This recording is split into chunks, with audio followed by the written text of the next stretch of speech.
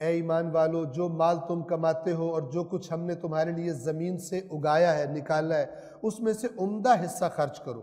اور اس میں سے ردی چیز دینے کا قصد نہ کرو کہ اگر کوئی وہی تمہیں دے تو تم خود اسے لینا گوارا نہ کرو گے مگر یہ کہ چشم پوشی کر جاؤ، اور جان لو کہ اللہ بڑا بے نیاز،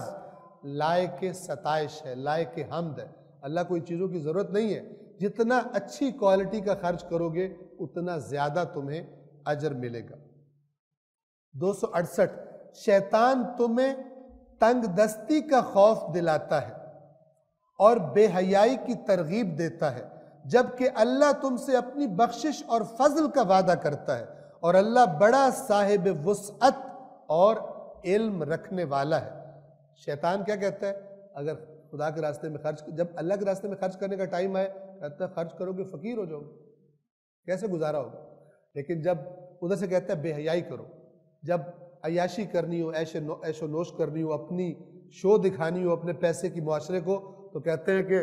ہم اتنا خرچ کریں گے لوگوں کو پتہ چل جائے کہ کس کے بچے کی شادی تھی، مثلا کس کی بیٹی کی شادی تھی، دنیا حیرت زدہ رہ جائے۔ جب خدا کے راستے میں دینے کا آتا ہے کیلکولیشن شروع کر دیتے ہیں، اس دفعہ اتنا نقصان ہو گیا، فلان ہو گیا، تھوڑا سا دے کے کہتے ہیں بہت بڑا اللہ پر احسان کر دیا۔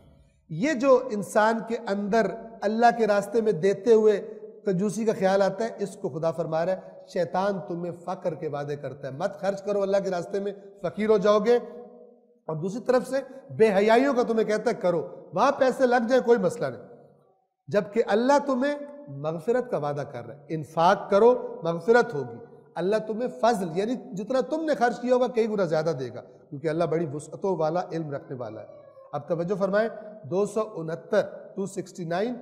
وہ جسے چاہتا ہے حکمت عطا فرماتا ہے، اور جسے حکمت دے دی گئی اسے گویا خیر کثیر عطا کر دی گئی، اور صاحبان عقل ہی نصیحت کو قبول کرتے ہیں۔ اور یہاں پہ اب ساری آیات کو آپ اوپر دیکھیں، حکمت دانائی کا بڑا مصداق کیا ہے؟ خدا کے راستے میں خرچ کرنا۔ بندے آج کل کیا اپنے آپ کو دانا کون سمجھتے ہیں؟ وہ لوگ اپنے آپ کو دانا سمجھتے ہیں کہ جو پیسے جوڑ جوڑ کے رکھے خرچ نہ کریں، کہتے جی بڑا سمجھدار ہے، خرچتا ہی کوئی نہیں،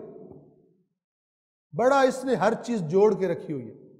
اللہ کہہ رہا ہے جو انفاق کرتا ہے، جو خدا کے راستے میں خرچ کرتا ہے، اس کو حکمت عطا ہوئی، اور جس کو یہ حکمت عطا کر دی گئی اس کو خیر کثیر مل گئی،